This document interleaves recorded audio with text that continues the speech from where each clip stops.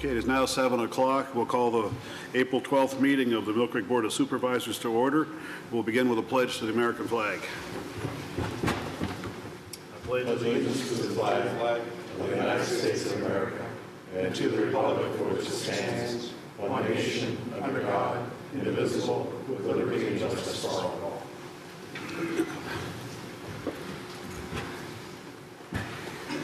Item number 3 on the agenda is public comment on agenda items other than development or rezoning applications. Do we have any comments on anything regarding the agenda?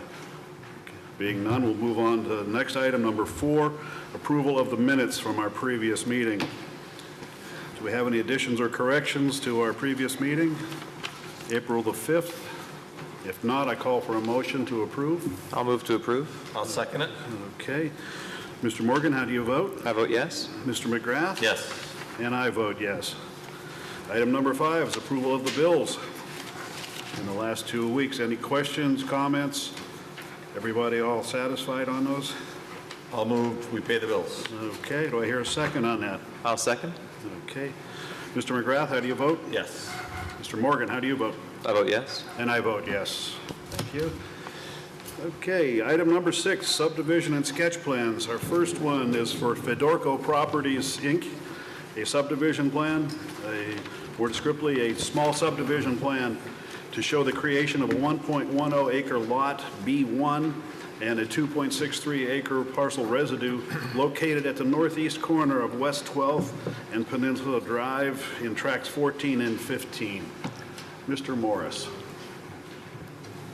At their April 5th meeting, the Planning Commission recommended approval and noted one requirement, and that is that they provide cross-access and cross-parking easement between the two properties. Okay. Okay.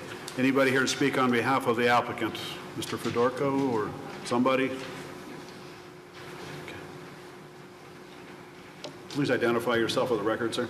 My name is Robert Steverson. I am the employee of David Laird Associates, a surveying firm. Okay. You're speaking on behalf of the applicant? Yes. Okay. Go ahead, the floor is yours. And I'm here basically to take any questions or concerns back to the client if need be. Okay. It's pretty straightforward. It's pretty much following a lease line that exists right now. Okay. Okay.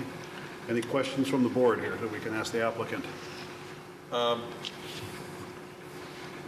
Your meeting, John, but Yeah. I think that there are going to be some issues that need to be addressed. Okay. And I'm guessing that there may be some neighbors here that want to speak to those, and Okay. maybe we could come back to it then. Okay, well, let's do that then. Do we have anybody else here in the audience wishing to speak in opposition or in favor of this subdivision plan? If we do, if you would come forward and please identify yourself for the record.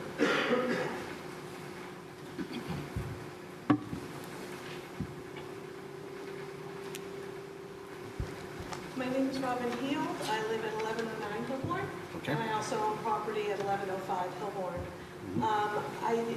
I just have a couple of concerns that I just wanted some answers to. And 2 things is, the first one, will this subdivision impact access to the plaza, especially from Hilborn Avenue? And there's also a declaration of restrictions on this property, and that expires September 1st, 2021. So will that also be carried over to the subdivision? It should affect both properties. That's the way else right there. That's a good question. Who?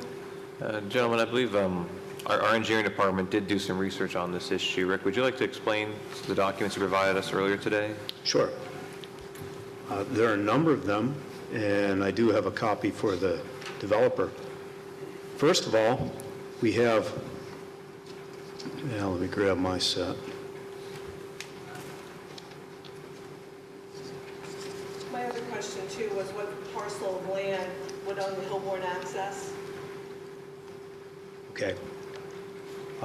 We have a declaration of restrictions, and there are 2 items that I noted in that declaration. Number 10, and it reads, no driveways from the property onto Hilborn Avenue shall be constructed unless required by a governmental agency. And number 12, any refuse dumpsters located on the property shall be maintained in dumpster enclosures, and Fedorco or its successors or assigns shall ensure that all such dumpsters shall be emptied during regular business hours only. Okay, the next set is the September 25th, 1996 Zoning Hearing Board minutes. And on page 3, you'll see appeal number 96-99 by Peter J. Fedorko, Jr. for the subject property. It states in the second full paragraph, there will be no access to Hillborn.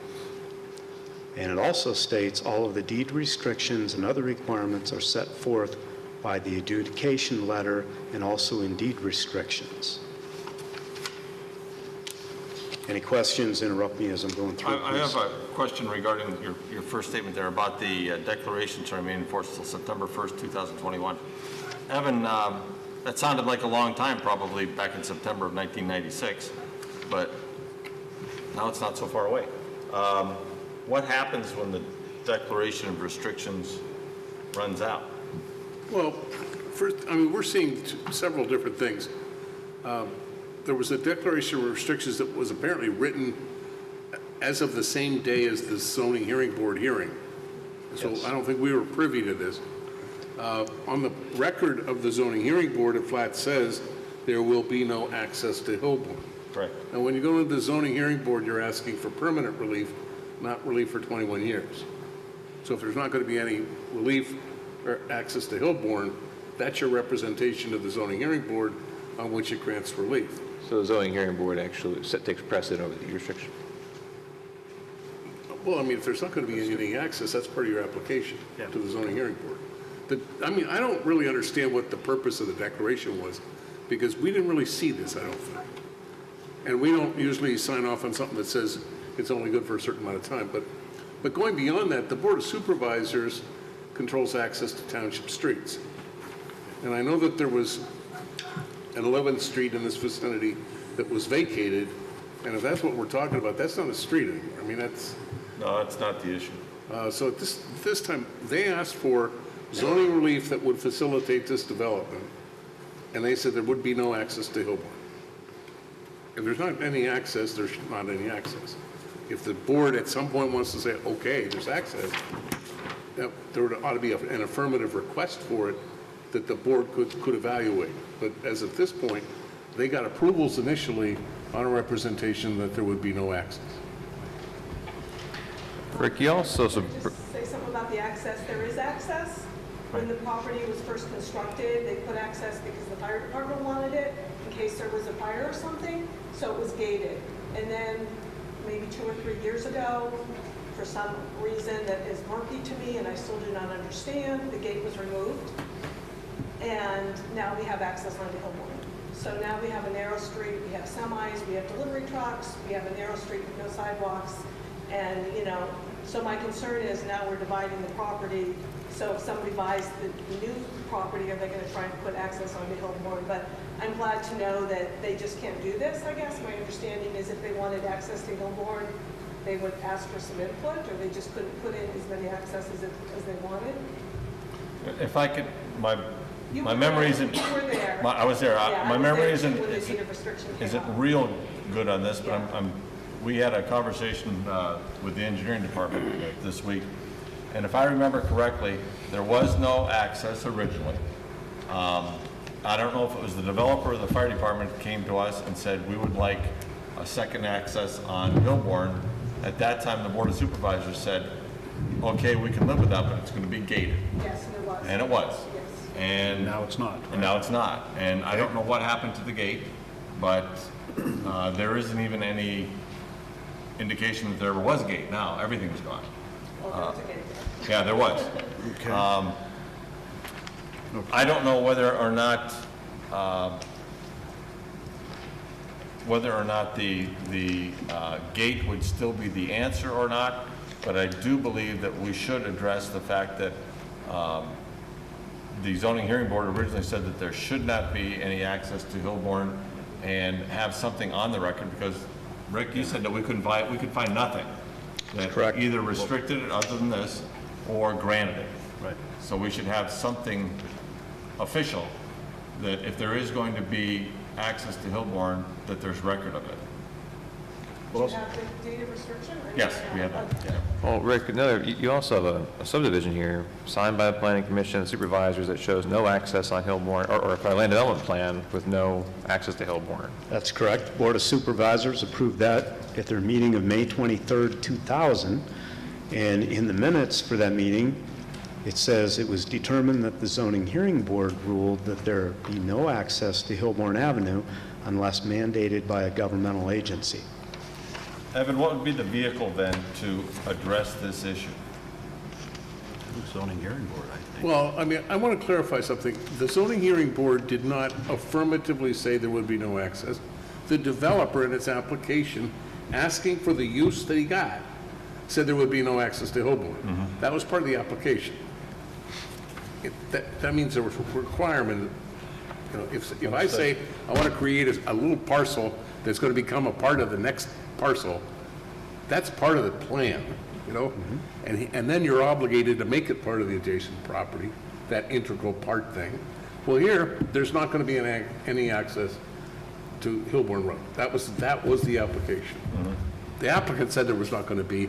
The zoning hearing board took the applicant at the applicant's word. So, I mean, I say that because let's not make an issue down the road as to what the zoning hearing board did or did not say. The applicant said there was not going to be, therefore the applicant didn't get any right of access. Okay. What you do now is, there's no access. Right. If some side deal is done, and here's the deal with side deals, I mean, you get what you want and then the gate goes away. What the board can say is, you fix the plan to eliminate all access to Hillborn. Now, if somebody wants to come and request some kind of temporary access, maybe those people can explain how they're going to mind the darn gate. Because allowing access on an IFCOM that ends up disappearing is not exactly what goes on around here. But would that then go to the planning commission and the supervisors, or would that be a The zoning? board regulates access to township Okay. streets.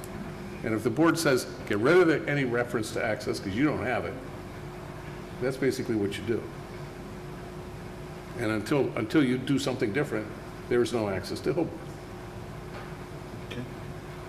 So I guess my question is, whatever we're doing here today, subdividing the property, is this going to have an impact on Hillborn Avenue? Like if he were to go to sell it or something, or this declaration of restrictions will go along with the property, like next year if he wanted to sell it? I mean, that's what my question is. I don't even understand why he's asking for that, and it's none of my business. It's okay. I just want to know how it's going to affect my street. Well, Rick or Evan, I mean, we have grounds to deny the subdivision if the property isn't in compliance with the zoning hearing board's rulings or our other ordinances, correct? Well, you have it, and again, I don't want to speak for the applicant. I sense that this is another one of those cases where a tenant wants something a little more than a lease line. And if that's the case, we've dealt with this before. And if that's it, you better say so, because the thing is, they may not have intended anything in particular by showing the access. This board is well within its authority of saying, we'll approve something that confirms a lease line in a way that a big-time tenant can live with these days. But the plan's got to be corrected to delete all reference to an access to Hillborn. You've done that time after time after time. Okay. And I will say too, when the gate came down, I do remember that because I ran down here and said, why are they taking the gate down?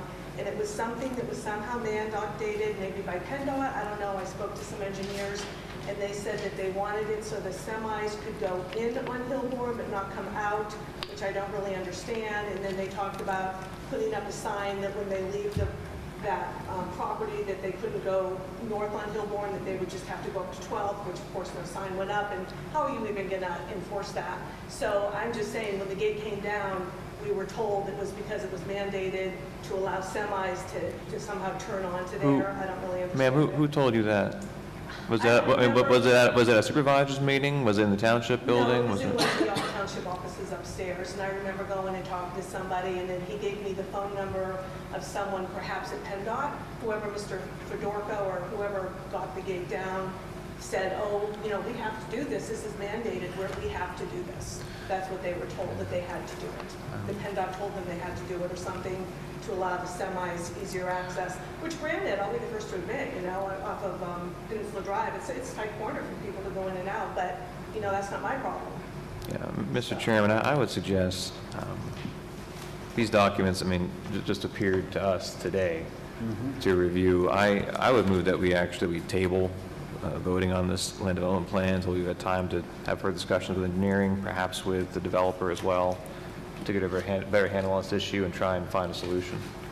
I agree. I think that that's a good idea. I don't think that eliminating the access altogether is the absolute way to go, but what you're suggesting as far as signage, eliminating vehicles going north on Hillborn, something to restrict that so that it's not going to happen. It shouldn't happen, and we should make sure that it doesn't happen. Yeah, I appreciate that, and I'm not, Fedorcos have been great tenants. I mean, they've done everything, I shouldn't say tenants, owners. I mean, they've done everything that they've said they would do. The property's beautifully maintained, the barrier's up, the lighting's great, they've totally abided by anything, so it's not that I'm trying to give them a hard time. I'm just trying to protect my little residential neighborhood. Right. There's 3 blocks back there, all residential. You know how narrow that is? It's narrow. There's no sidewalks, there's a lot of traffic because we have bus stops on 8th and 12th on both sides of Hillborn. So you have a lot of foot traffic, you have a lot of people on bikes. There was a woman just hit on her bike there last year. It's just narrow, and I'm just concerned about delivery trucks and semis going over there. You may remember, or maybe you were even at the meeting, when Mason Farms wanted to have access to Hillborn. And I love the Masons. Well, They're great. we made very specific requirements as to how they would access Hillborn, that they could only go left out of there and go north, so that they wouldn't be going back through the neighborhood. Mason Farms agreed to do everything that we asked, but as it turns out, they didn't have any access. They have a very nice fence across the back right now. Yeah, they're awesome. So we are trying to look out for what's best for Hillborn, the residents of Hillborn, and I think that Mr. Morgan's recommendation that we table this is probably a good one until we get a chance to get a better handle on what's going on down there. And I appreciate that. You know, you have Peninsula Drive and you have 12th Street. They're set up for a lot of traffic. Hillborn just isn't. Okay. It's narrow, and that's just all I'm asking. Okay. One other item. We have a motion to table it. Do I hear a second on that motion? I'll second. Okay.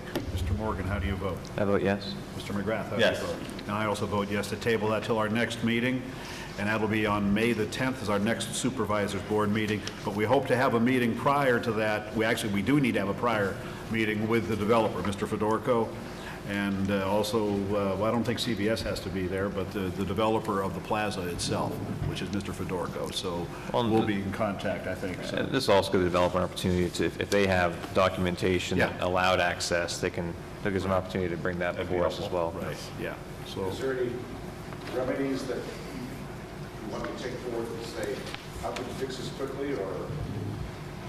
well, I think we, Because isn't there a gate that was maybe taken down for repainting and never reinstalled? I don't know, was there any evidence of a post even being there? Or Well, there's new asphalt and new curbing that doesn't match the existing.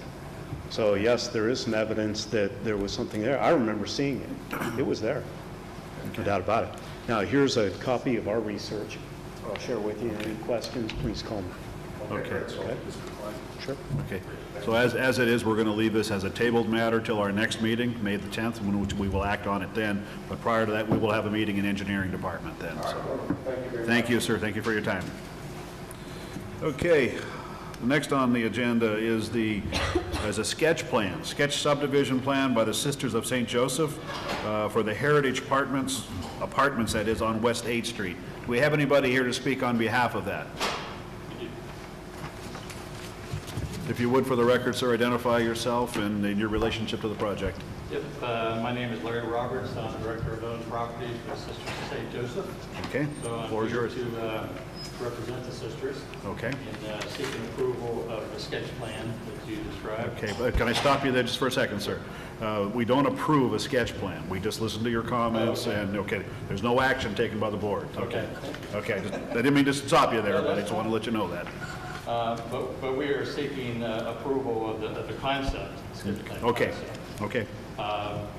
To subdivide 2.3 plus acres that incorporates the Heritage Apartments building located south of West Street and east of 10th Street. I believe you have the sketch plan. That's right. Rick, if you would could you address what Sure. the... Planning Commission didn't make a recommendation because there's no action to be taken, but they had 3 comments. Number 1 was that the commission looked favorably upon the plan in general. Number 2, a cross-access easement should be provided. That would be for access to 8th Street. And number 3, if 10th Street access is utilized in the future, the township permits must be obtained and work performed at the owner's expense. Okay, go ahead. And, currently we have access to 8th Street with a right-of-way easement agreement with the apartments that goes until 2050. 2050, 50? 50. Okay. Yeah, with the, obviously with the option to extend that if need be. Okay. So currently, I don't know what happens in 2050, but currently we have that access documented with Maryville. And we do understand that the 10th Street is a viable option to, create an access if we need to. Okay. Okay. Is there anybody else here to speak either way on regards to this? None? Okay. I've asked my questions You have to Rick, questions there? as far as having a viable access 10th Street, that goes into a residential district. Are we proposing that these folks would develop a driveway that goes through a residential area? Well, it's a paper street, so technically they have access and they have frontage for 10th Street on this property. Okay. So the frontage is not an issue then? I don't know. I understand that correctly? I think your question, John, is, are we recommending that or not? I guess I'm concerned if we're giving the impression that that's a viable option. It's a paper street right now that... Correct. So they do have access to it because they front the paper street. As I understand it, please. One of the first things out of my mouth when I saw this plan is, I don't know that we define abut as being along the side or stub of a paper street. We haven't in the past. I mean, if you want to talk about, the only way you ever do a public street through a paper street is if the owners of the lands abutting that stub petition and ask you to do it. My question is, does the applicant own the land abutting that stub that would have to be improved? And I don't mean the end of it, I mean the sides of it. I think your answer is no. Correct? Meaning, I don't believe they have access. I mean, they don't have the right to come in with a petition to open this as a street and say, we'll build it, which they'd have to do, unless they own the land abutting it or fronting on it. You're saying that they couldn't do it without getting permission from the abutting property owners?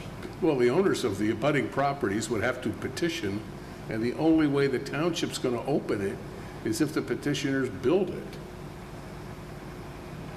Unless you've changed the rules lately, because that's always been the deal. And the same applies to a driveway also, no matter whether it's opening the street or just providing a driveway? Well, I mean, this property has pretty darn good access, and it probably wants to use the access off of West 8th Street or Westlake Road. What troubles me is, I don't know that we ever knew that it was an agreement that would expire in 2050. And typically, when you want relief that is permanent in nature, you have to give assurances that are permanent in nature that you've got that access to a public street that the township's counting on. I mean, so right off the top, I think you could probably address all the issues with a permanent easement, granting it that all the parties could have, if something totally changes and there was a substitute you could work out, you can always tweak it in the future. But these things that expire in 2050, nobody in this room's really going to be running a tickler system, Yeah. to make sure that works out that way. And the zoning hearing board wouldn't allow it. And I would say that this might be the time to make that a more of a permanent nature. Okay. So we'll just leave the 10th Street issue out of it. I And think just that would probably be best, because I don't think, I'm guessing that's really not what the applicant wants for access, 10th Street. And instead, as a recommendation, suggest a permanent easement for the property.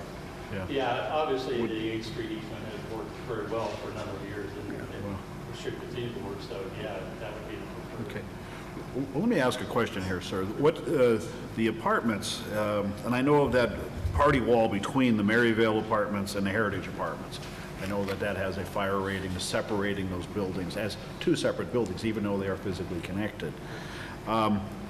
The Heritage apartments, is that portion of the building actually leased from the Villa campus? Is that how that, or is it from the Sisters of St. Joseph? Is that how this is done, that portion of it? The building is owned by the Sisters of St. Joseph. The whole building is owned by the Sisters, but they have them as two separate entities, the Maryvale Apartments and then the Heritage? Sisters do not own the Maryvale Apartments. Oh, they do not? Oh, okay. They do not. Okay. It's owned by, technically it's owned by Hands, which is... Oh, yeah, that's right, yeah, I forgot that, yeah.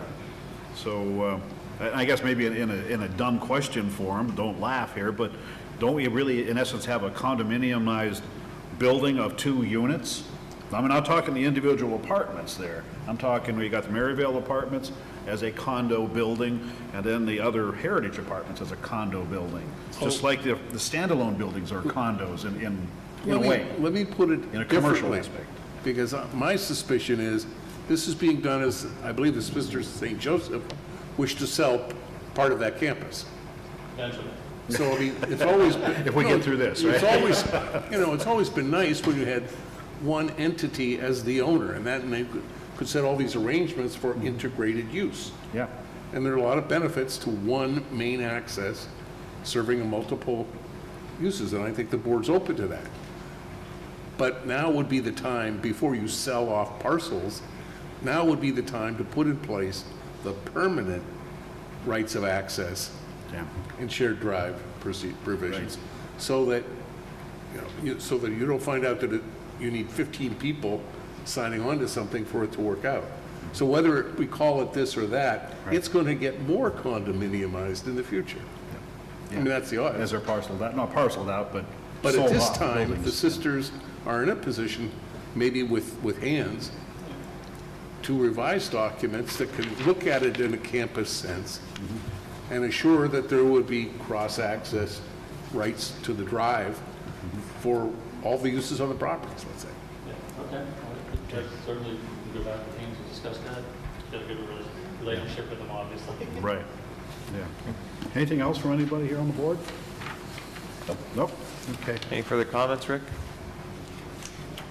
No, the only other one that I had was whether or not the board would want to see two means of ingress egress rather than one, because you're going to have a number of apartments using only one means of ingress egress if you look at only West 8th Street access. Well, I don't think you're making any new apartments, right? No. They're already existing. They're already there. The layout has been operating for a long time, just But there is currently an access to 12th Street, is my point. Whether you wanted to have two access or you wanted to have one access. Well, I think that would be in keeping with what I said before. I mean, Is there currently an easement to access 12th Street? there's an easement agreement with your Catholic Preparatory School, because the buses, et cetera. Oh, through Villa. students Right, can for the get- village. yeah. Is that permanent? But it's still owned by the Sisters. Oh, okay. Yeah, that's. I think that would fall into the same category. I mean, you don't, there's no way you're going to know who's going to end up buying what. Right. Or what it's going to be, but the whole principle of assuring that there's potential access from 12th and from 8th probably makes everything better for anybody who does buy the property, not to mention public safety. Okay. Okay, anything else, sir, that you want to? No, that's it. Okay, I got some ideas and some comments on what to do there, so. We'll handle this. And we'll go back to it. Just for the record, there is no official action on this, just comments. Okay? Thank you. Thank you, sir. Okay. Item number 7, announcements of bids and quotations which have been received. Ryan, Okay. I think you got some things on Yes. on the First one that's on the list is the crack ceiling blocks.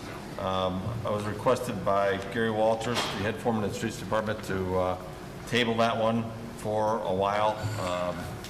It's not as easy as what we had hoped, so we're going, in order to compare prices, Gary asked for a little bit more time, so I don't know if we have to, I guess it's on the agenda, so I'll move that we table that action.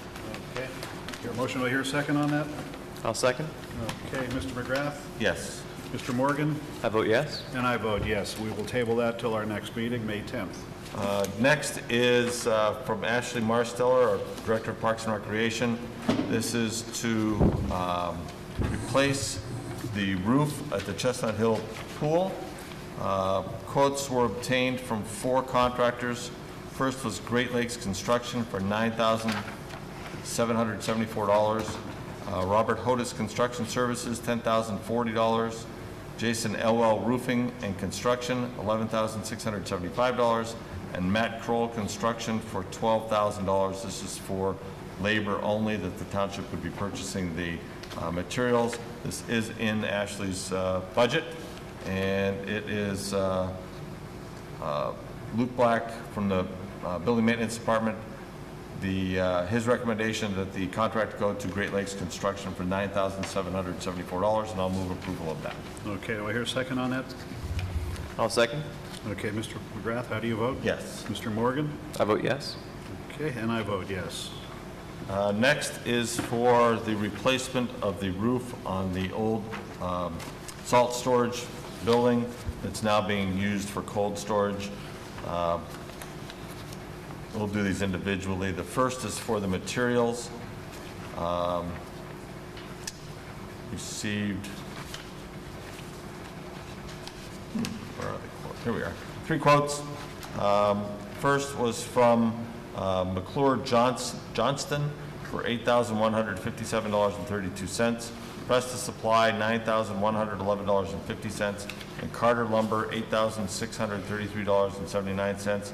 Again, the foreman in the Building Maintenance Department, Luke Black, would recommend that McClure Johnston be awarded that contract for $8,157.32, and I'll move approval of that. Okay, do I hear a second on that? Mr. McGrath, there was discussion earlier about having to delay another capital project to Yes. complete this project.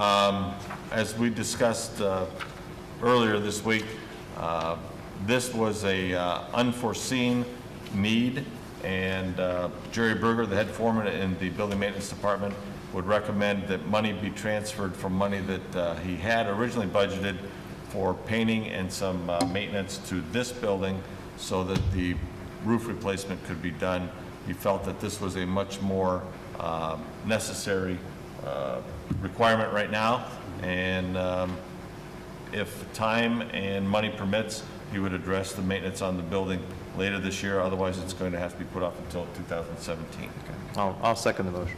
Okay, Mr. McGrath, how do you vote? Yes. Mr. Morgan? I vote yes. And I vote yes. And for the labor on that roof replacement, again, Robert Hodis Construction Services, $18,050. Matt Kroll, $18,900. And Jason Elwell Roofing and Construction, $18,545. And it's Luke Black's recommendation that Hodis Construction be awarded that contract, and I'll move approval. Okay, do I hear a second on that? I'll second. Mr. McGrath, how do you vote? Yes. Mr. Morgan? I vote yes. And I vote yes. Those are all 3 close bids there. Yeah, they were. Yes. Next, we have a bunch of materials and services for summer road maintenance and winter. We have some calcium chloride and some anti-skid for next winter. But this was all handled through the Council of Governments. The first item is for cold patch, and this was, find it on here.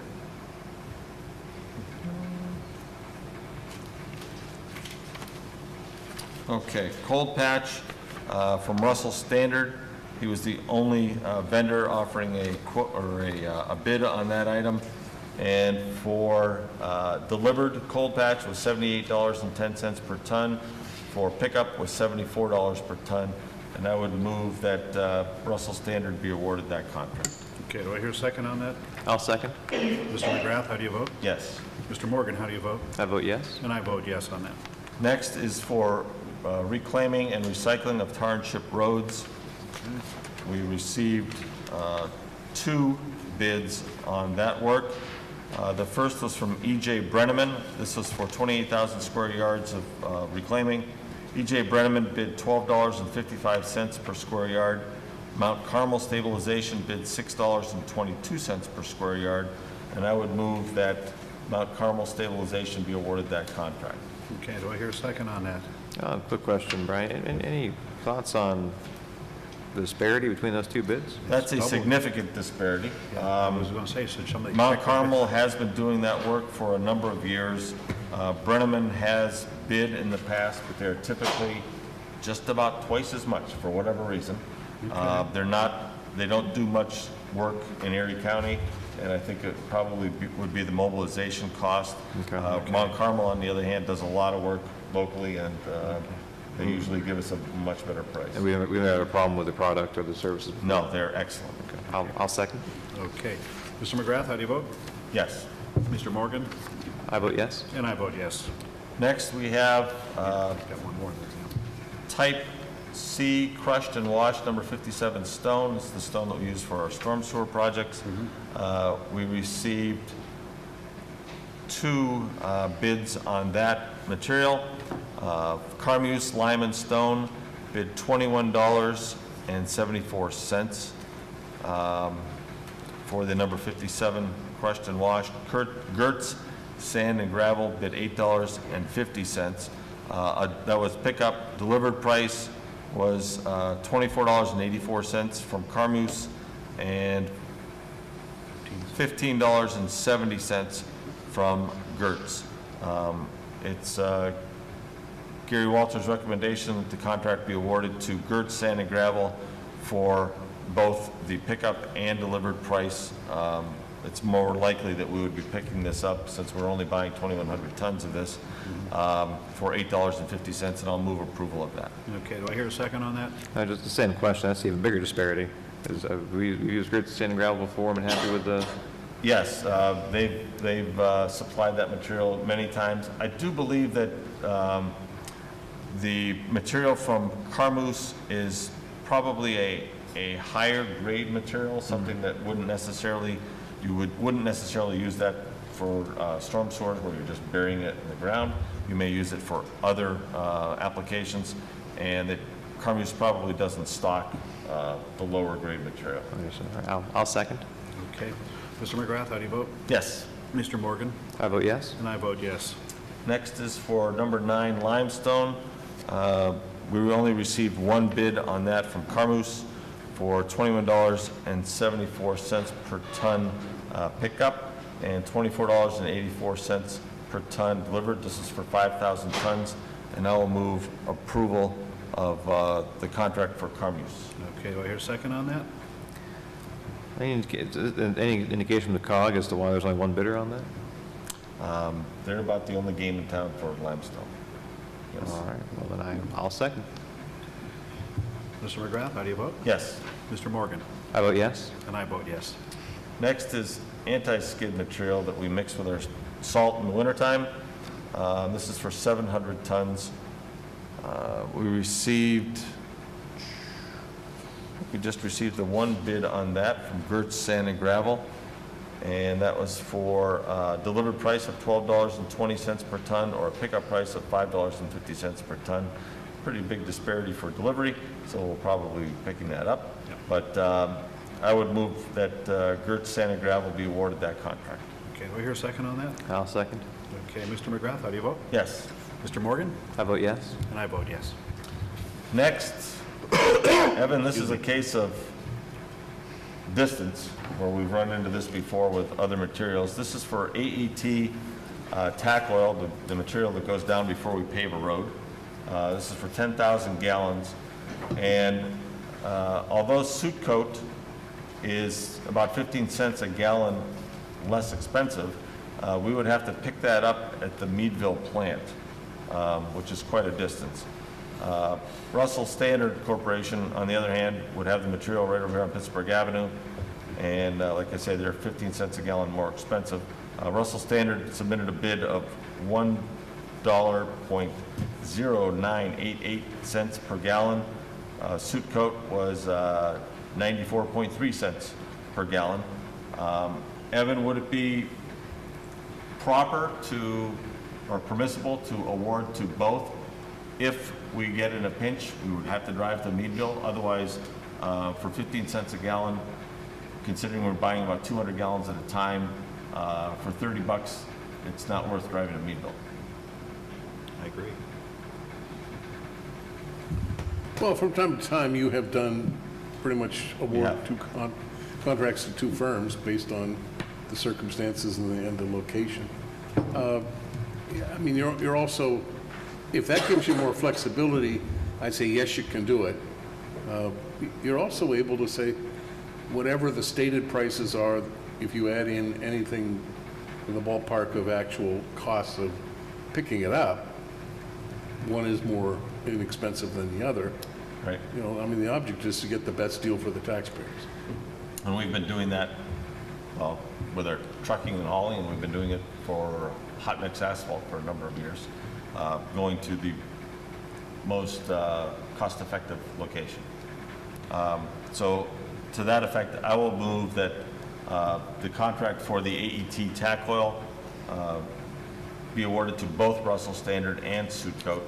Russell Standard at a price of $1.0988 per gallon, and Suit Coat at 94.3 cents per gallon. Mr. McGrath, I guess I'm not clear why we would have a contract with both companies. Well, in rare occasion, and it has happened, where a supplier may not be able to later in the year supply the material that we're looking for. If one shuts down, which they do occasionally do earlier than we are done paving, that would allow us to, if we have to, drive to Meadville and pick up the material at the bid price. And by the way, Evan, both of those numbers would be under the bid threshold. So, I mean, we're really just looking at quotes for all intents and Well, I purposes. mean, the principle's the same. You can, I mean, if you award two contracts, you award two contracts. There typically is a reason for doing it. And if potential cost savings or protection against having no source, Yes. well, I mean, it doesn't really matter whether you solicited bids or whether you requested proposals. Okay. If we award the contracts, are we locked into a minimum purchase? No, we are not. The way the COG does all contracts is there are no minimums or actually no maximums. So it's It's a price we lock in for the season as we use it. correct, yes. Okay. I'll second the motion. Okay. Mr. McGrath, how do you vote? Yes. Mr. Morgan? I vote yes. I vote yes. Next is for calcium chloride, and we received two bids on 8,000 gallons of calcium chloride. Again, that's a treatment that we use in the wintertime for treating our salt. Environmental Energy Solutions, $1.24.9 cents per gallon. Seneca Mineral, $1.13 per gallon, and I would move that Seneca Mineral be awarded that contract. Okay. So do I hear a second on that? I'll second. Mr. McGrath, how do you vote? Yes. Mr. Morgan? I vote yes. And I vote yes. And finally, grinding and profiling streets. This is our milling operation. We received two bids on that, and this is for 65,000 square yards of milling. Donegal Construction was 62 cents per square yard. Swank Construction was 65 cents per square yard, and I would move that Donegal Construction be awarded that contract. Okay, do I hear a second on that? I'll second. Mr. McGrath? Yes, Mr. Morgan? I vote yes. And I vote yes. that's it. Okay. Anything else from you right now? Nope. Okay, I have the next one, which is from the Emergency Management Coordinator, Matt Exley. requesting a purchase of 180 cones, safety cones, the orange ones, for a total cost of $2,305.80 from the company called Work Area Protection Corp. for an emergency traffic control cache. The township will be reimbursed by the Presque Isle Partnership through a grant. There will be no cost to the township for this purchase, other than what's up front, and we will be reimbursed. The cones will be used by the township for emergency traffic control and special event purposes, and also by the Presque Isle Partnership for their special events. The cones will be housed here in the office, or under the control of the Office of Emergency Management here at the Township Building. The quotes were, Work Area Protection Corporation, $2,305.80. Granger Corporation, $6,723. And Traffic Safety Store, $3,276. I'm going to make a motion to approve that with the condition that we also put as a stipulation a memorandum of understanding with the Presque Isle Partnership as to the use of these and who will house them and so on. So that's the stipulation I'd like to put on that purchase. So I ask that in the form of a motion. Do I hear a second on that? I'll second it. Okay. Mr. Morgan, how do you vote on that? I vote yes. Mr. McGrath? Yes. And I vote yes. And let's see here, I think that's all I have. Item number 8, streetlight installation approval. This is tabled from our previous 2 meetings. Gentlemen, we have a memo from our streetlight administrator. Approval is requested to install 8 100-watt high-pressure sodium vapor lights on existing wooden poles along Fiedler Drive from McKee Road to Colonial Avenue. A petition has been circulated by the residents and a required number of signatures has been obtained. I appreciate the patience of the board and of the neighborhood to give me an opportunity to attempt to negotiate with Penelec to install LED lights under similar stipulations as the high-pressure sodium. Unfortunately, after several attempts, have been unable to negotiate an arrangement with Penelec. I'd hate to delay this any further and delay the neighborhood getting the amenities they've requested. I would move to approve the streetlight installation. Okay. Do I hear a second on that? I'll second it. Okay. Mr. Morgan, how do you vote? I vote yes. Mr. McGrath? Yes. And I vote yes. Okay, item number 9, submissions of possible names for the City Water Authority. Brian, do you want to handle that? Well, at last have some of the week's- names, yeah? Yes, I do. At last week's meeting, what was last week, right? Yeah, last week. Yeah, We, we have 2 meetings in a row Right. here this month. We sent 3 names to City Council, Mr. Russ Thompson, Mr. Lou Arcovio, and Mr. Dean Swanson, in hopes that City Council would appoint one of those gentlemen to the Erie City Water Authority Board as a Millcreek representative. As we learned earlier this month, that there were 2 openings, and we had actually hoped that both openings would be filled by folks from that list that we submitted. We later learned that one of the openings was filled not by any of the individuals that we suggested. Just as a little bit of background, and sorry if I'm repeating myself from last week, but the township has 2 representatives on the Erie City Water Authority Board. In the past, what has happened when there's a vacancy, City Council would request that the township supervisors supply names, and then in hopes on our part that someone from that list would be appointed. Sometimes that happened, sometimes it didn't. In the recent negotiations for the sale of the system, we again tried to work that out where City Council would appoint someone from a list supplied by the Board of Supervisors, but that didn't come to fruition. So City Council still has the final word as to who's going to be Millcreek's representatives on the Erie City Water Authority Board, despite the fact that about a third of the customers for the Erie City Water Authority live in Millcreek. So of those 9 members, maybe you would think that 3 of them would be from Millcreek, but 2 of them are, although appointed by City Council. The point I'm driving at eventually here is that there is still one more opening, and we discussed earlier this week suggesting the same 3 names that we sent in last week, and with the addition of another gentleman who learned of the opening through the media that a vacancy existed, and that he was also interested in serving. The other gentleman who approached us is Kelly Birch. Kelly Birch worked for the DEP for over 30 years, recently retired. He has served as their Regional Environmental Field Operations Director for about 13 years, and more recently in Harrisburg as the Executive Director of Oil and Gas Operations. And he's also worked several times, according to Mr. Birch, with permitting for the Erie City Water Authority with projects that they have undertaken. So he's familiar with the system also. So I think that those are 4 good names that we could or should be submitting to City Council for their consideration, and hopefully this time they will actually consider them. Okay. I'd also like to add something to that there too, and I had mentioned this, I haven't had a chance to talk with Brian a little bit. There's another name too, Mr. Dan Benzer, that is also interested in serving on that. If I recall that the conditions of the appointments by City Council under the charter would be that we give them 5 names. So this would give 5 names by adding Mr. Dan Benzer to that list. So we have the 3 originals, and then we also have Kelly Birch, and I'd also like to throw Dan Benzer's name into that there too, for consideration. First of all, we have no control over who we just give them the names. And yes, so it's going to really be up to City Council.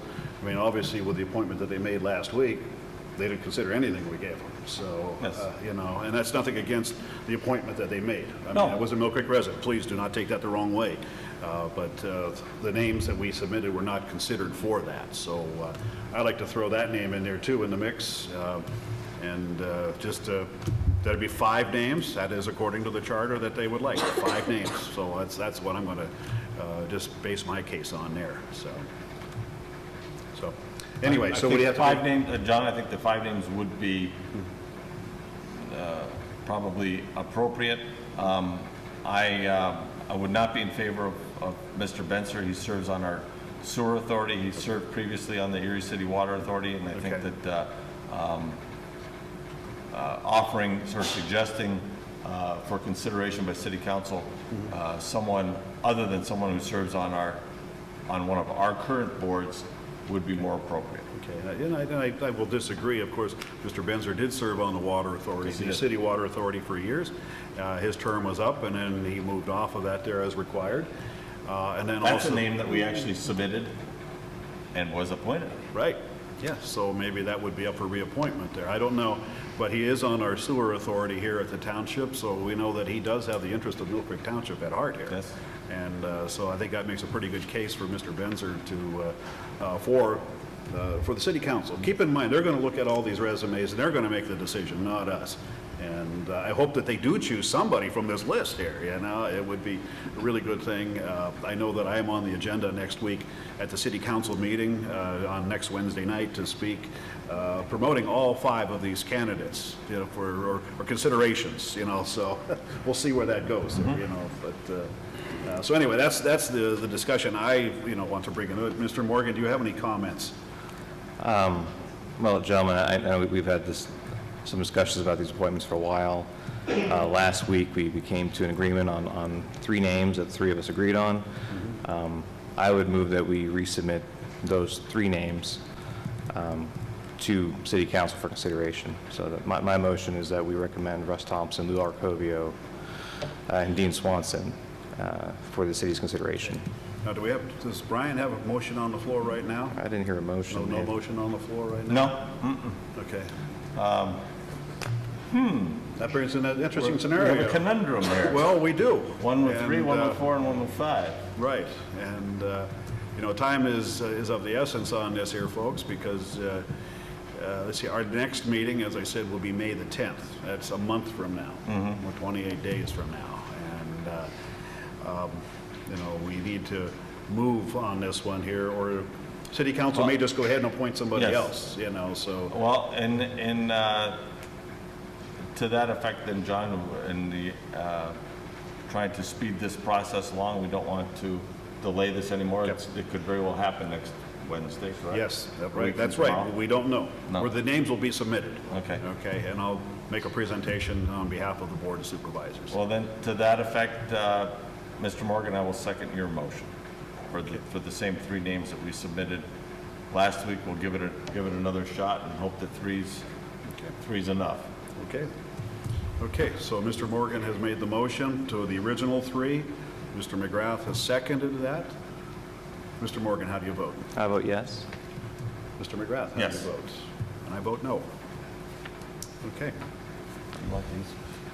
No, that's okay there, thank you. But I will get that from you later All right. before we go to the meeting there next week. Okay, item number 10 is a sidewalk deferral agreement for Jeffrey Zumagal. Did I pronounce that correctly, I hope? Okay, at 4847 Tramerlack. Rick? The sidewalk deferral agreement is on the township-approved form. There are no sidewalks in the area, and we recommend approval. Okay. I'll move Any questions? approval. Okay. Do I hear a second on that? I will second. Okay, Mr. McGrath, how do you vote? Yes. Mr. Morgan? I vote yes. And I vote yes. Okay. Let's see here, I got a little ahead of myself there. Okay, communications. Mark? We received a request from the Erie County Department of Finance, Bureau of Revenue and Tax Claims for tax exoneration for a parcel on Conti Drive. It's a trailer on Conti Drive, parcel number 33-016-019.1-268.52-5, it's 573 Conti Drive. It's a trailer. They want to sell it in a sheriff's sale, free and clear. Yeah. Typically, we've had this every couple months or so, I think, so. All right. Okay. I'll move approval. Okay, do I hear a second on that? I'll second. Okay, Mr. McGrath, how do you vote? Yes. Mr. Morgan? I vote yes. And I vote yes. Anything else from there, from Mark? That's it. Okay, Brian? From Diane Lyons, our Human Resource Director, some hirings. This would be for part-time seasonal. First is for building maintenance, Austin Winchell at $7.95 per hour. Also in building maintenance, Luke Knight, $7.95 per hour. In our traffic department, Joshua Robeson, $7.95 per hour. Streets department, Jonathan Jarris at $8.45 per hour. And sewer department, Max Knight at $8.45 per hour. And I will move approval of those 5 individuals. Okay. Do I hear a second on that? I just want to confirm, these are all previous existing positions that were budgeted for 2016? Yes. I'll vote yes. That's Or what I'll you're second the motion. Second the motion, okay. Mr. McGrath? Yes. Mr. Morgan? I vote yes. And I vote yes on it. Are you going to do that one for public safety? Yeah, I can do that one there, too. All right, that's it. But can I have your memo there? Sure. Okay. Oh, no, I have it there, I'm sorry. Okay, sorry about that. Okay, that's all you got there, Brian? That's all, Oh, yes. okay. I've got a couple here. First one comes from Matt Exley, Emergency Management Coordinator. He's requesting permission for himself and Assistant Coordinator Rich Petron to attend the Pennsylvania Emergency Management Conference hosted by PEMA at the Seven Springs Resort. And the cost will be $50 for the registration, and it is free for the assistant. What he needs to do is use the township vehicle that's been assigned to him. The conference is held at Seven Springs from May 14th through the 17th. Lodging is provided by PEMA. Some of the topics that will be covered that we'll be attending will be social media and emergency management, local EMC roundtable with PEMA, and a presentation on the Philadelphia Amtrak rail derailment. Title 35, Director Flynn, and developing an EOP K-12 train-to-trainer program. So I make that in the form of a motion to allow him to attend that. We get these things for free, you might as well send them to it, so. Anyway, I make that in the form of a motion. I'll second it. Okay, Mr. McGrath, how do you vote? Yes. Mr. Morgan? I vote yes. And I vote yes. Then I've got several of them here from the police department. I'll tell you what, let me start off with the first one. This one will come from the HR department. This will be in the police department itself. A new hire, this comes from Diane Lyons. The name is Nicole Little. The position will be Public Safety, Public Works Dispatcher.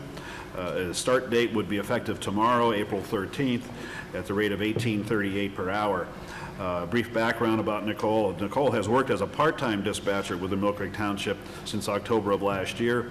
She has her NCIC certification and APCO, the Association of Public Safety Communication Officials certifications. She is a graduate of Slippery Rock University, and this offer we're making to her is contingent on completion of a pre-employment screening. So I make that motion to hire her, I make that in the form of a motion to hire her starting tomorrow as a full-time. Do I hear a second on that? I'll second it. Okay. Mr. McGrath, how do you vote? Yes. Mr. Morgan, how do you vote? I vote yes. And I vote yes. Okay, now moving on to other police items. This comes from the Director of Police Department, Mike Tesor.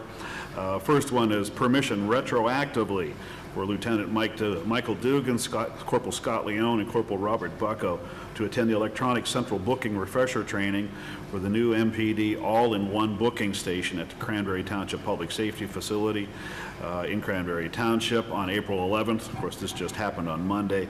The class will educate these officers and enable them to train others in the recently purchased electronic booking station, which is soon to arrive at the MPD. For those who don't know, we have a booking station right here, so we don't have to take anybody downtown. We can book them right here and then hold them in a cell till they're transferred. So just a little side note on that. There are no costs associated with this training, and no travel time or compensation will be incurred. So I just want to have retroactively approve that. Is that a motion? That's a motion. I'll second it. Okay, Mr. McGrath, how do you vote? Yes. Mr. Morgan, how do you vote? I vote yes. And I vote yes. Item number 2, permission for officers Brian Henderson, Kyle Caldwell, Kevin Joka, and Chris Buckner to attend the National Tactical Officers Association class titled Basic SWAT in Pittsburgh, Pennsylvania from June 27th through July 1st. Since these officers have been added to the MPD Special Weapons and Tactics team over the past year as replacements for vacated positions, training is required. For the 4 persons, registration fees are $2,756. Motel rooms are approximately $1,300, and meals are up to $1,100, and fuel, parking, and tolls are conservatively estimated at $200. Total expense, therefore, should be calculated at $5,356 with an additional 4 hours of overtime for travel. There is a note on this along with 2 other purchases after the 2 other approvals. So I make that in the form of a motion. I'll second it. Okay, Mr. McGrath, how do you vote? Yes. Mr. Morgan, how do you vote? I vote yes. And I vote yes. Item number 3, permission for officers Chris Gotham, Adam Hardner to attend the National Tactical Officers Class less lethal FSDD Chemical Agent Instructor Certification in Ashtabula from July 18th through July 22nd. Since these officers are designated as less lethal operators with the MPD SWAT team, this training will certify them in the use of less lethal devices and give them the ability to certify other team members in the use of less lethal devices. A little tongue-tied on that. Certification is required if this weaponry is to be utilized. For 2 persons, the registration fee is $1,420, and parking is estimated at $50. Since it will be more economical to commute daily from Erie, each officer will require approximately 5 hours of overtime compensation for travel. Excluding overtime pay, the total expense is calculated at $1,470, and that one also has a footnote at the end here which will explain about the cost. I make that in the form of a motion. I'll second it. Okay. Mr. McGrath, how do you vote? Yes. Mr. Morgan? I vote yes. And I vote yes. Item number 4, permission for officers Chris Hauber and Jeremy Green to attend the National Tactical Officers Association class called SWAT Command Decision Making and Leadership in Ashtabula. This class is intended to train officers as commanders or team leaders in the Special Weapons and Tactics team, which duties these officers will assume beginning in 2017. In the meantime, in-house preparation and training will commence immediately. For 2 persons, registration fees are $1,350, and parking, once again, is estimated at $50. Since it would be more economical to commute daily, each officer will require approximately 5 hours of overtime compensation for travel. Excluding the overtime pay, the total expense is calculated at $1,400, and that too has a footnote, which I can get into after we vote on this here. I make that in the form of a motion. I'll second that. Okay. Mr. McGrath, how do you vote? Yes. Mr. Morgan, how do you vote? I'll vote yes. Okay. Mr. Grove, Yeah. do you know offhand how much the police department has budgeted for training and travel expenses for the year? Not right off the top of my head, but We're approving almost $10,000 in right. travel Okay. and training. Okay. We might want to request the director start tracking that and give us a report on. Okay, I will make sure that happens there for future, okay? What I do have to say here is that he has put a footnote in here, you can see with the double asterisk. With regards to items 2, 3, and 4, Millcreek Township will be reimbursed $4,000 for registration fees from grants approved through PEMA. Additionally, these training locations were identified due to their close proximity to Millcreek Township, thus their cost effectiveness. So I will make sure that just the same. Yeah, I will make sure that we know everything about that, how much dollars are in the training budget at the time these things are requested. So You wouldn't know off the top of your head. you don't know, yeah. Not offhand. No, I don't know off the top of my head either there, so we'll make sure that becomes a regular thing there too. Okay, did we vote on that? We voted on number 4, okay. Number 5. Permission to purchase 3 additional tasers and accessories from Taser International of Scottsdale at a total cost of $3,562.83. With additional officers being hired this year and the need for extras in the event of breakage, the request is being deducted from funds previously donated by the American Legion Post 773 up here on 12th Street. What a great source of getting money to help our police department. So the quote is attached on that there, so I make that in the form of a motion to approve that purchase. I'll second that. Okay. Mr. McGrath, how do you vote? Yes. Mr. Morgan, how do you vote? I'll vote yes. And I vote yes. Item number 6, permission to purchase 7 sets of accessories for the 7 Township AED, automatic external defibrillators, from Zoll Medical Corporation in Chelmsford, Massachusetts, at a total cost of $808.50. These items are replacements for the current pads. These are the pads that go on for the AED, go onto the leads. They have to be replaced every couple of years. So these things are they're coming up to their expiration date on these pads, so we have to renew that. So there's a quote attached for that, so I make that in the form of a motion to authorize those purchases. I'll second it. Okay. Mr. Chairman, I'm just curious. We have these systems across the township. Do we coordinate with other departments to kind of buy these things in bulk? Do you know? That I don't know. Buy what in bulk? Buy these things in bulk. For the external defibrillators, I understand that Matt actually also purchases some of these, and we have some down in the garage. I'm just curious, is this for all units at the township, or is this This is for the, specific for the police for the department? 7 cars that we have that are out on cruises. Oh, I see. It's Yeah. the 7 cars. Right, Oh, okay. yeah. All right. We can check on that there. Well, I mean, I'll vote yes. Maybe Okay. in the future we see if we have Because we have one right out here in the hall. Right. Yes. Okay, then. Okay, Mr. McGrath, how do you vote? Yes. Mr. Morgan? I vote yes. And I vote yes. Okay, item number 7. And let's see, I think this is the last one from the police department. Yes. Okay, this is permission, this, I'm I'm sorry. sure you used to change language. Oh, yeah, okay, yeah, okay. Okay. The township proposes to hire Anthony J. DeBacco of Harbor Creek, Pennsylvania, as a part-time animal enforcement officer as part of the non-bargaining unit employee as contemplated by the collective bargaining agreement with AFSCME. So what we want to do here is bring Mr. Okay, yeah, I'll give a little background here. I was looking at my other one here. Mr. DeBacco is a retired City of Erie police officer and has extensive experience as a dog handler in his former profession with the city, and has assisted EPD with animal control in the past, and is certified and experienced with all necessary equipment associated with these duties.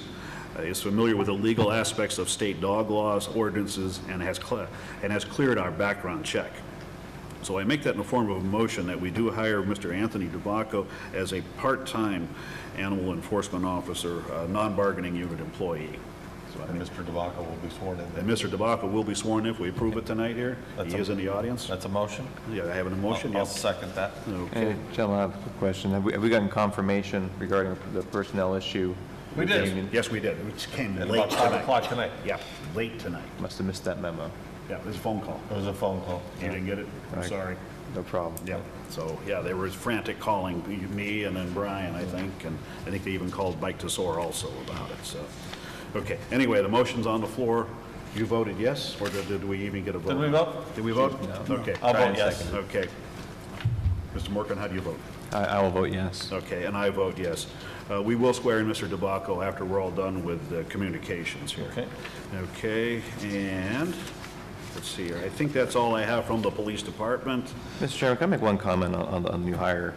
Yeah. At our last meeting, I raised an issue with approving the position, and the process for approving the position. I had some members of staff approach me with concerns that I might vote down the hire of Mr. DeVaca. I just want to clarify, the board voted yes. I support the board's decision, even though I voted no on it. I happily will have voted yes to hire Mr. DeVaca. He seems more than qualified, and we're lucky to have him on staff, so. Okay, thank you. I do have a couple other things here as far as communication. I'll try not to belabor this too much. First of all, as you heard me say, our next supervisors meeting is at May the 10th. It's a 9:30 in the morning meeting here. There is no meeting next week, being the 19th, and there is no meeting on the 26th, which is primary day, because or the 20, Or 26th, you're right. 26th, yeah, 26th, you're right. on the 26th. Because this room right here is used for polling stations, so we will not be having any meetings until May the 10th. Of course, we're still in the office here. Next week, or starting on Sunday, actually, you'll start on Friday, I think, the Board of Supervisors will be at the PSATS conference downstate. I think we're all back in the office on Thursday. Correct. I know I will be back, John, and so bear with us. We will be communicating through emails and phone calls, so please bear with us if anybody has to contact us for one reason or another. One other thing, I just have one brief comment. Of course, we heard about the fire yesterday in the city of Erie, and I just want to comment about the mutual aid system. This is how it works. What happened yesterday? The city of Erie was overloaded with the fires, and that's how mutual aid works. That's why other fire companies, including Millcreek Township, all 4 of our fire companies responded to the other fires that were there in the city, and we aided at the big fire at the asphalt plant and warehouse. And this is how it works. I know there have been some comments going back and forth. Actually, all the comments are very positive about it. And this is what happens when we have a disaster. We all work together. We have a good cooperative agreement with the city. They work with us too when we've had fires out here. So, of course, once in a while you see on social media some nasty comment or another. I'm just going to say, ignore the fool that writes those things on that there. We work well together with the city when regards to the fire suppression systems. So, just want to make that comment. I don't want to politicize it too much. That's all I have. Thank you. John, do you have anything? No, sir. No communications? Caitlin, do you have anything today? I don't. Would you have something for our next meeting? I'm not going to be here. No, you're not going to be here. Okay. Evan, how about you? I don't have anything. Okay. Cheryl? Rick Morris? Nothing? Okay. We do have one thing, building construction report for March. It is available. If you want a paper copy of it, it's available in the zoning department. I think it will be online here by the end of the week. Am I correct on that, Cheryl?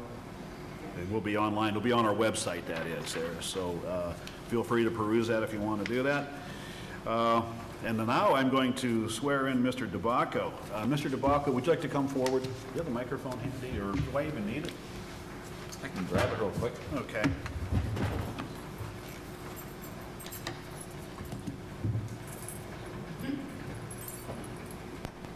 You've had this before, haven't you, with your office?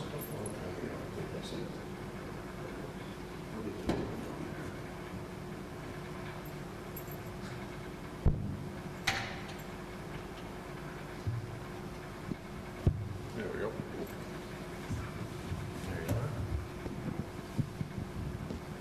For those who may not be aware, any officer that enforces an ordinance here in the township is pretty much the same as a police officer, and they have to take an oath of office to uphold the ordinances that they're charged with upholding. So So here what I need you to do, Anthony, is to raise your right hand and repeat after me. I, Anthony J. DeBacco, do solemnly swear I, Anthony J. DeBacco, do solemnly swear that I will support, obey, and defend that I will support, obey, and defend the Constitution of the United States the Constitution of the United States and the Constitution of this Commonwealth, and the Constitution of this Commonwealth, and that I will discharge the duties and I will discharge the duties of an animal enforcement officer on a part-time basis of an animal enforcement officer on a part-time basis and any other codes that are assigned to me and any other codes that are assigned to me in Millcreek Township, in Millcreek Township, Erie County, Erie County, with fidelity. with fidelity. You were sworn in. Congratulations. Congratulations.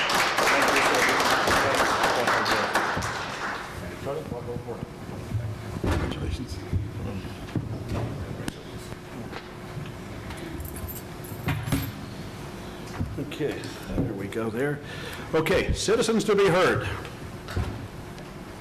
Do we have any citizens to be heard? Nobody? Okay, we're going to call an adjournment, or yeah, adjournment, yeah, 8:16. So moved. So moved, okay, we're out of here. You're watching the Millcreek Government Channel, powered by WQLN Public Media.